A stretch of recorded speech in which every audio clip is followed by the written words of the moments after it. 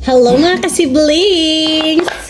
Ngayon po, ayan, lunchtime na namin. So, ayan, nag-ano ako ng pagkain ng aking baby boboy, sayote, tsaka yung, kinuha ko doon sa ano ko. So, ngayon lang, pakakainin ko siya ng table food. So, ayan, tingnan nyo po yung aking trick sa aking alaga. Nakikita nyo, ayan, nandyan siya, nakatingin. Ayan. Ayan, nandyan po siya, oh. Nag-aantay po siya. So, ayan, kakain na po si Boboy. Hi! Kakain na po siya. So, dun ka, dun. Stay lang dyan, ha? Ipapatong to dito ni Mami, huwag kakainin. Wait lang, ha? Wait lang. Gugas lang ako, ha? Wait lang.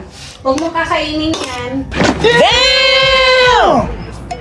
Huwag mo kakainin, ha? Mag-antay. Stay. Wait lang. Wait. Wait lang, ha? You can do it! Tingnan nyo mga ka-siblings. Di na yan gagalawin. Huwag kakainin, ha? Hanggat hindi binibigay ni Mami.